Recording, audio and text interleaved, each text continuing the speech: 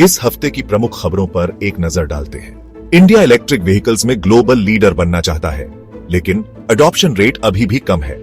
पिछले साल इंडिया में बिकने वाली 3% से भी कम गाड़ियां इलेक्ट्रिक थीं। चाइना से ये बहुत अलग है, जहां इलेक्ट्रिक व्हीकल्स की कार सेल्स में 48% हिस्सेदारी थी। इस अंतर का एक कारण है रेंज एंग्जाइटी। लोग चार्जिंग इंफ्रास्ट्रक्चर की कमी की वजह से इलेक्ट्रिक व्हीकल्स खरीदने से हिचकिचाते हैं। इंडिया में लगभग 25,000 चार्जिंग स्टेशंस हैं, चाइना में 30 लाख से ज्यादा। मजेदार बात यह है कि हाई स्पीड रेल और इलेक्ट्रिक व्हीकल अडॉप्शन के बीच एक कनेक्शन है। चाइना के बड़े हाई स्पीड रेल नेटवर्क ने लोगों को लंबी दूरी तय करने का कॉन्फिडेंस दिया है, क्योंकि उन्हें पता है कि वो आसानी से अपनी मंजिल तक पहुंच सकते हैं। इससे उन्हें इलेक्ट्रिक व्हीकल्स खरीदने में आसानी हुई है। इंडिया अपने हाई स्पीड रेल नेटवर्क को बढ़ाने के लिए कदम उठा रहा है। पहली बुलेट ट्रेन, जो मुंबई और अहमदाबाद को जोड़ेगी, 2026 में लॉन्च होने वाली है। ये इंडिया में इलेक्ट्रिक व्हीकल अडॉप्शन के लिए गेम चेंजर साबित हो सकती है। यूनाइटेड किंगडम यूक्रेन में रूस की हरकतों के खिलाफ सख्त रुख अपना रहा है। सोमवार 24 फरवरी 2025 को यूके रूस के खिलाफ नए सैंक्शंस का ऐलान करेगा। युद्ध शुरू होने के बाद से ये सैंक्शंस का सबसे बड़ा पैकेज होगा। इन सैंक्शंस का मकसद रूस की इनकम को और कम करना है। ये कदम यूएस और रूस के बीच हाल ही में हुई बातचीत से अलग है, जिसमें कुछ मौजूदा सैंक्शंस को कम करने की संभावना तलाशी गई थी। यूके के प्रधानमंत्री कीयर स्टारमर ने यूक्रेन के राष्ट्रपति जेलेंस्की से बात की। उन्होंने यूक्रेन के लिए यूके के समर्थन की पुष्टि की।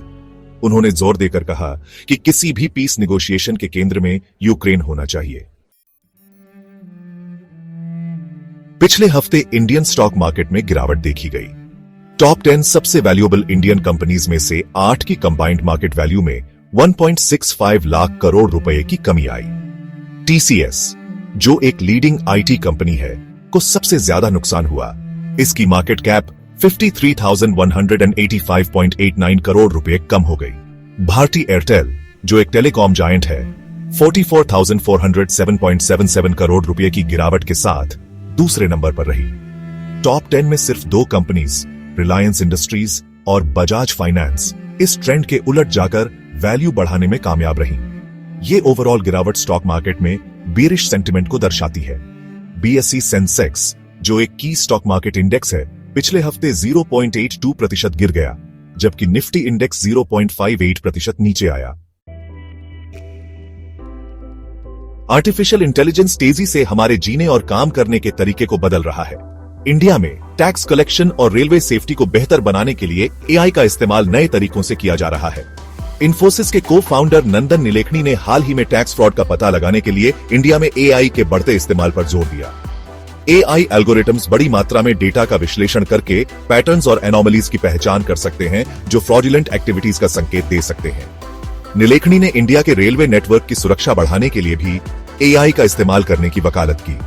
AI powered systems train movements की निगरानी कर सकते हैं, इंफ्रास्ट्रक्चर हेल्थ को ट्रैक कर सकते हैं और यहां तक कि होने से पहले ही पोटेंशियल एक्सीडेंट्स का अनुमान लगा सकते हैं। इन टॉपिक्स और ज्यादा जानकारी के लिए हमारे चैनल को सब्सक्राइब करें। हम इंडिया के इवॉल्विंग इकोनॉमिक और टेक्नोलॉजिकल लैंडस्केप पर डिटेल्ड वीडियो एनालिसिस और इनसाइट्स देते हैं।